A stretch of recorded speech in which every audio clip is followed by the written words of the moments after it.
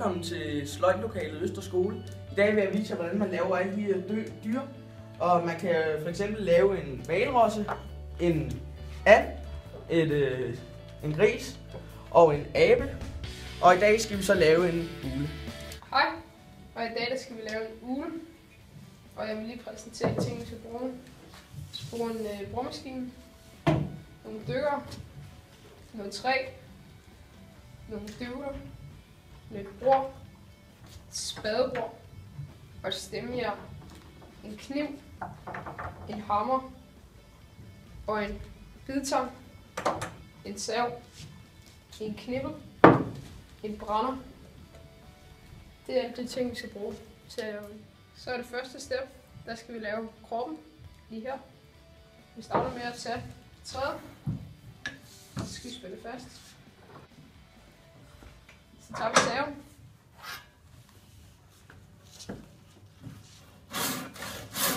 Nu har jeg så skåret to. Den ene er til kroppen, og så har jeg lavet en til hovedet, som der er lidt mindre. Og så skal vi sætte den på lige her. Snit barken væk fra uglens krop. Og der skal du altid huske at snitte væk fra dig selv. Så er jeg blevet færdig med kroppen. Så skal vi til at lave hovedet, som der skal stå her. Så skal jeg starte med at tegne lidt ned, 1 centimeter cirka. Og når du har gjort det, spænder du det fast.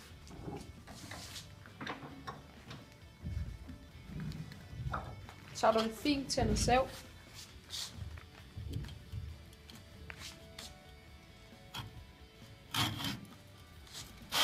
Og så husk 2 hænder på saven, og så går du bare i gang med at save.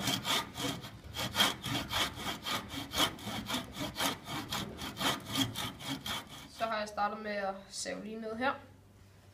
Så skal vi videre. Så skal jeg her, så tager jeg mit stemmejern. Og så skal vi huske, at den her skarpe her, den skal her.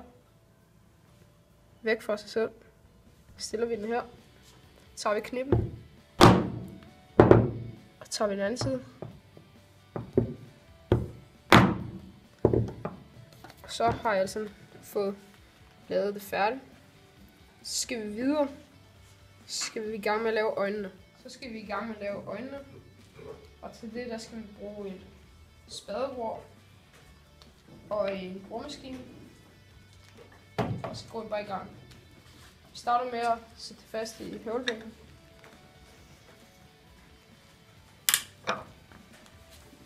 Og så begynder vi bare.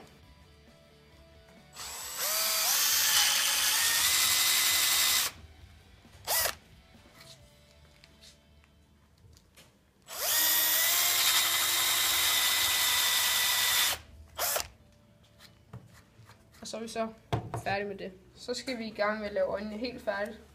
Og til det der skal vi bruge vores brænder. Og så skal vi lave den her helt en hende hele vejen rundt til at brænde, så man kan tydeliggøre øjnene lidt. Jeg går bare i gang.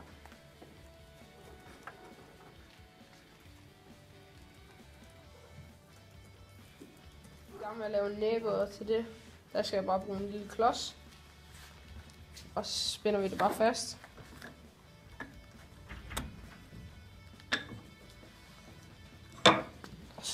Og så saver vi bare.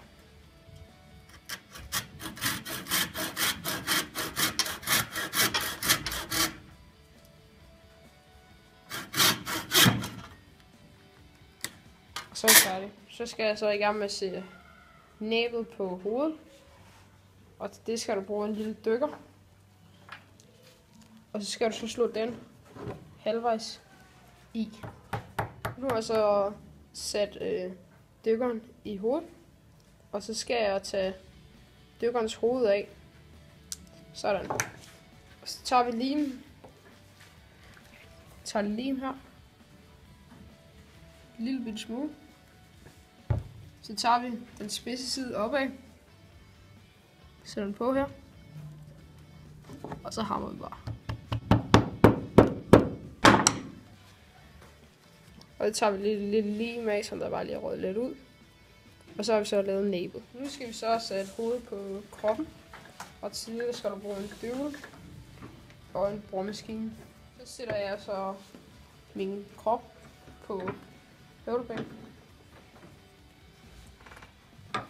Og så bruger jeg 1 centimeter ned.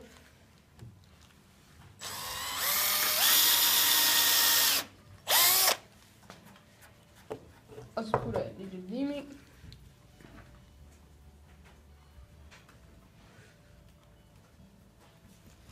Og så tager jeg min dyve, sætter den ned i. Sådan. Så er jeg blevet færdig med kroppen. Og så skal vi lave et hul i ulen. Så den går fast. Og så gør vi bare det tilsvarende.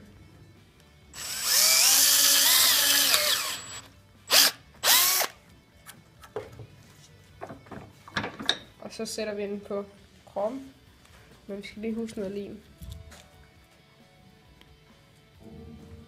Sådan. Så sætter vi den bare på. Det kan være, at vi lige skal tage køben. Og så sidder den godt på. Så er vi næsten færdige med ulen.